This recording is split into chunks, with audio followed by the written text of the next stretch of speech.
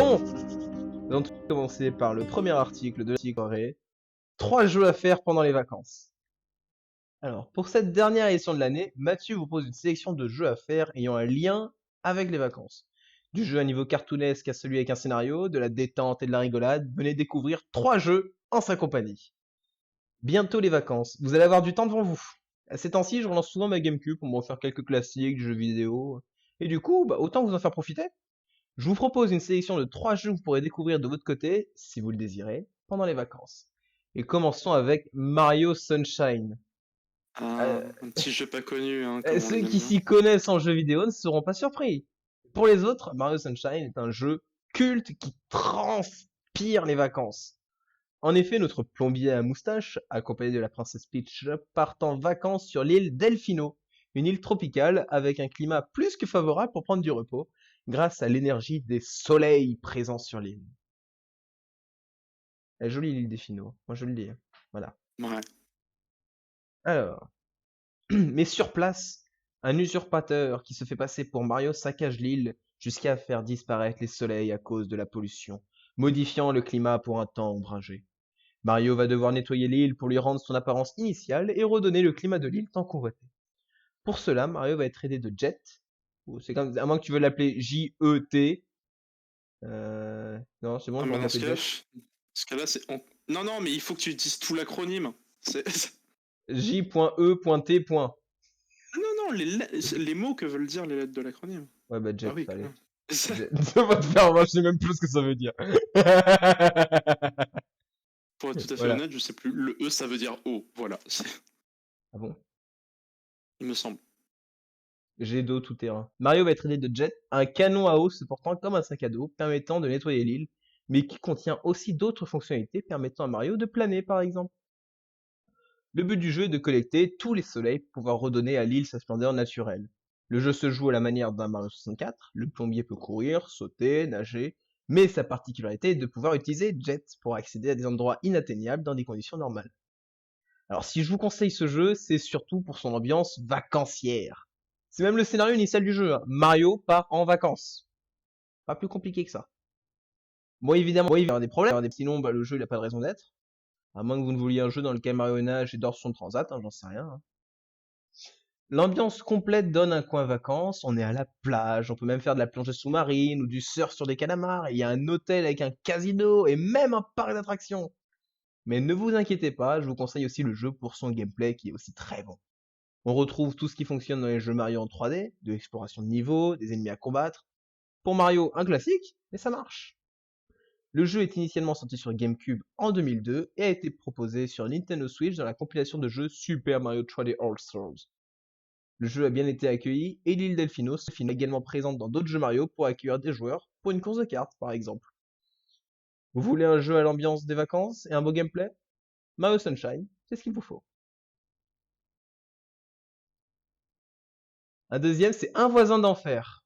Tu t'y attendais pas à celle-là. Un jeu un peu moins connu.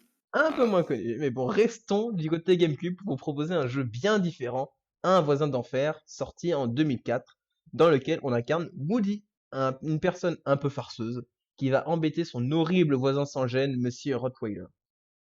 Le jeu se présente sous forme d'émission de télé. À chaque niveau, Woody va devoir trouver des objets et les associer à des actions que fait le voisin pour faire un tour.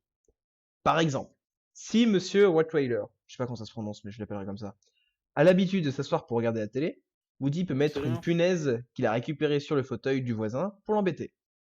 Le but du jeu est de trouver tous les tours possibles à chaque niveau et de faire monter la jauge de colère de Rottweiler pour le plus grand bonheur du public. Cependant, attention à ne pas se faire voir par Rottweiler sous peine de voir Woody se faire passer un tabac. Comme nous pouvons le voir sur la photo suivante dans laquelle Woody est en train de passer un mauvais quart d'heure avec lui. Bon, au bout d'un moment, Rottweiler, lassé des tours de Woody, va prendre des vacances et partir en croisière. Mais Woody ne lâche pas l'affaire aussi facilement. Alors, oui, au premier abord, un jeu dans lequel le but est de pourrir les vacances et la vie de son voisin peut paraître cruel. Et vous avez raison. Mais le côté cartoon, voilà c'est Gromit, il n'y a pas de O à Gromit? Je sais plus. Bon, Non, enfin bref. non. D'accord, voilà c'est Gromit. Et les animations à chaque tour rendent la chose plus comique. On peut y retrouver un côté Tom et Jerry en termes d'humour. Il faut toujours user d'ingéniosité pour faire crisser son voisin, bien que certains passages soient assez compliqués. Le jeu n'est pas d'une simplicité enfantine, il faudra faire preuve de patience à certains moments pour arriver au bout du niveau. Surtout que d'autres personnages se mettront en travers de Woody, comme la mère de Monsieur Rottweiler, qu'il faudra également éviter, ou le chien du voisin qu'il faudra pas réveiller, sous peine de voir ce dernier arriver en courant. Bien que le côté vacances ne ressorte pas vraiment au début, c'est surtout dans le fait d'aller gâcher la vie de notre voisin, surtout quand celui-ci part en croisière, qui donne tout l'intérêt du jeu. Surtout que nous allons également nous occuper de gâcher la vie amoureuse de notre voisin sur son coup de cœur, Olga. Je ne vous incite pas à gâcher les vacances de quelqu'un non plus, hein, mais si vous voulez faire ressortir votre côté fourbe et que vous appréciez l'humour cartoon, alors je vous invite à l'essayer. Vous pouvez également le retrouver sur Steam pour moins de 15 €, soit 14,99. Ou sinon, il y a des chances qu'il soit disponible sur Instant Gaming. Ouais. C'est moins cher. Bon, le troisième, Rayman 3, Hoodlum Havoc.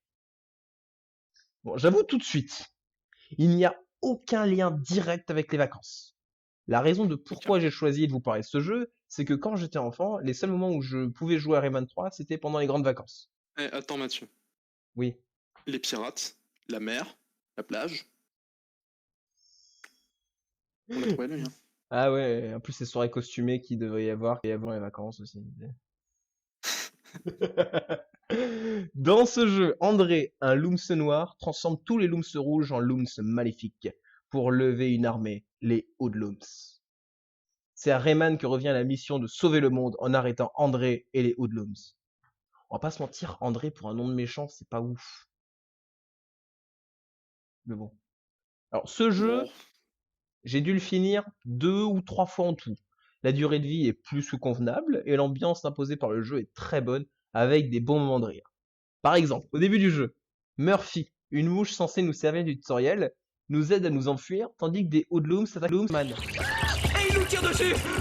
Ben voilà des méchants originaux. Une fois les ennemis semés, Murphy ne sait pas ce qu'il doit faire et il sort le manuel du jeu pour dire à Rayman comment jouer, tout en liant de sa remarque. Ah, tiens, regarde ce que j'ai trouvé. Le manuel.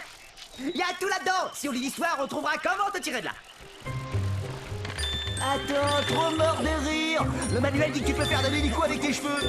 L'hélico avec tes cheveux, ils ont fumé ou quoi?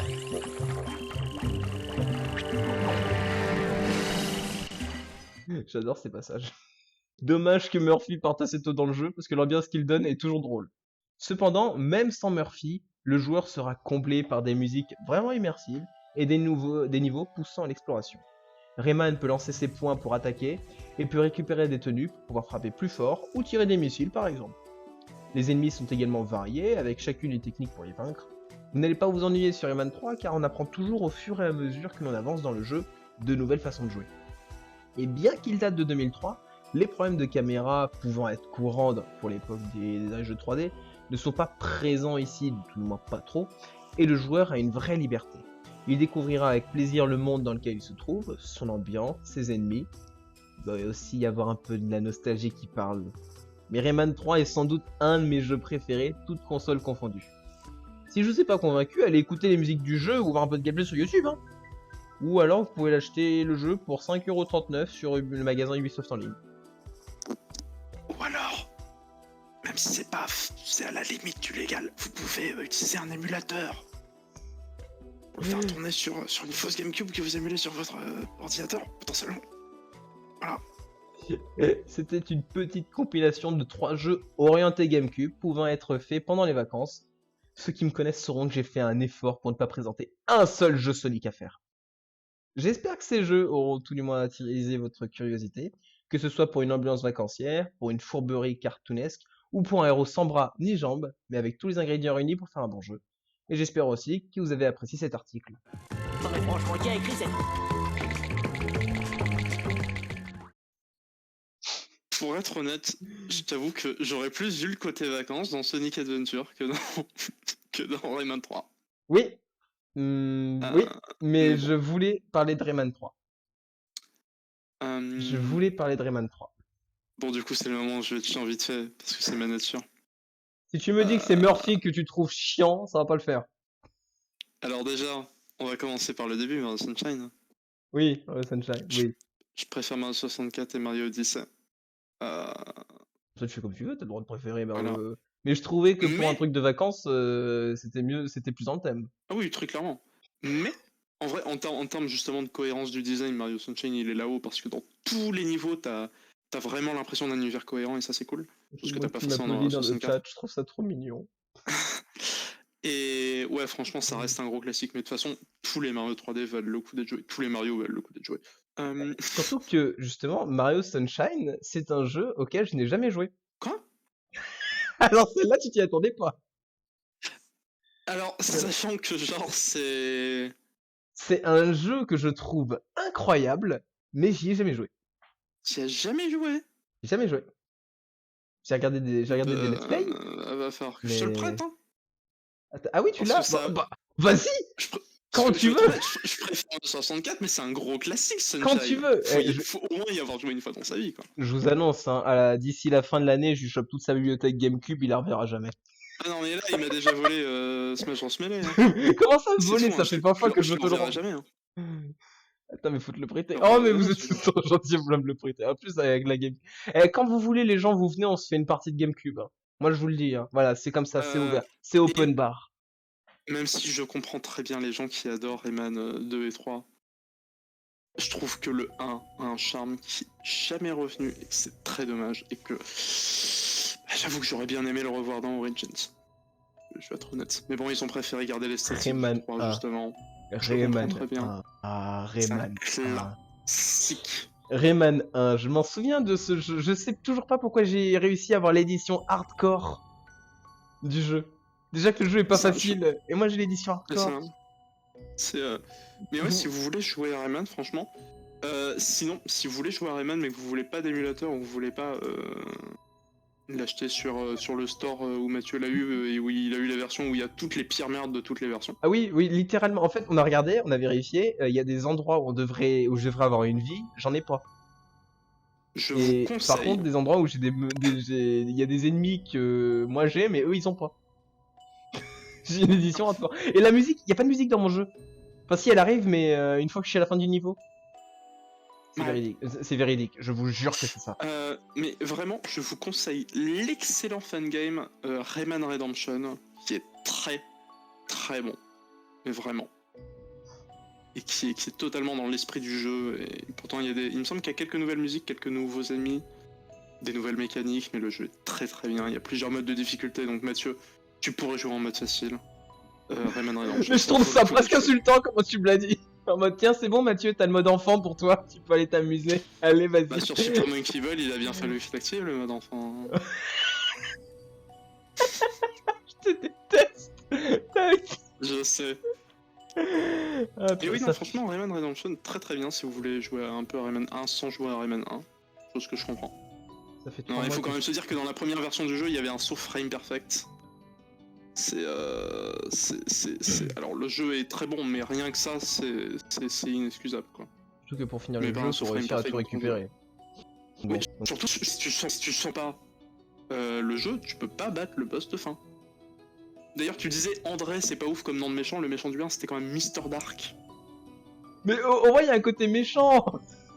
Ouais, mais Regarde, genre Mr. Dark. le On méchant- dirait le une méchant- blague, on le dirait méchant dans pseudo Sonic, d'un gars eh. sur Steam. Le méchant dans Sonic 6, c'est Mephiles the Dark, hein, c'est pas mieux. Ah, c'est pas pire que Shadow. Non, on va pas rentrer dans ce débat là, ça va prendre trop longtemps. Mais Shadow est trop Bah, bien. Shadow, Mr. Dark, en termes de nom, je suis désolé, c'est pas beaucoup mieux. Chut. Non, par contre, du coup, bon, on a parlé de Mario Sunshine qui est parfait pour l'été. On a parlé vite fait de Rayman 3, bon, qui est moi mon jeu de prédilection, limite pour la GameCube, parce que pour son univers et parce que c'est vraiment c'est un enfant qui vous parle quand je vous parle de Rayman 3, c'est un enfant. Vraiment, Mais c'est son jeu. Hein. est-ce qu'il y en a qui ont une GameCube et qui ont pas joué à Rayman 3? Voilà, c'est une question dans le chat. Je t'avoue que j'y ai pas beaucoup joué, mais j'y ai joué. Et tu l'as le jeu? Ouais. Josie.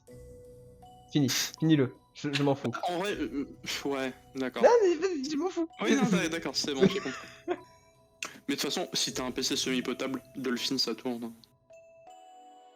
Ouais, mais il faut jouer sur le vrai. J'ai un grand Oh écran. non, les émulateurs c'est très bien quand même.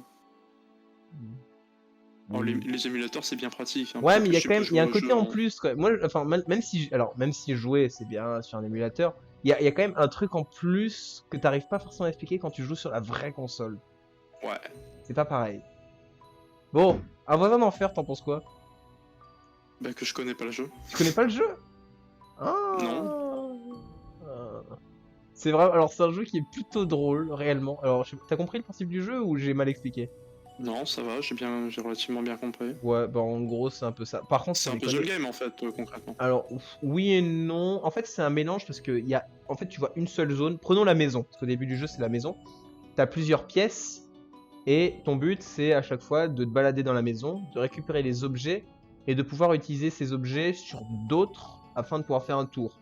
Ils appellent ça un tour. Alors, comme j'ai pris l'exemple des punaises, donc c'est-à-dire tu peux récupérer des punaises à un endroit dans la maison pour aller les déposer sur le fauteuil pour faire un tour. Ouais. Sachant que à chaque niveau, le voisin il a une routine différente, donc c'est-à-dire il va faire telle ou telle action à chaque fois, donc il va falloir t'adapter tes tours. Ouais. Mais ce qu'il faut que tu fasses, c'est réussir à faire tous les différents tours demandés sans te faire cramer. Si t'es dans la même pièce que lui, Ouais. t'es mort. Ouais, donc Parce c'est que c'est un puzzle game en fait. un problème, un truc qui m'énerve à chaque fois dans le jeu, c'est que ton personnage ne peut pas courir. Il marche. Alors quand toi t'as le voisin qui est derrière toi, t'es en mode vas-y dépêche-toi. Et en fait non, c'est mort. Ouais. Combien de fois je me suis fait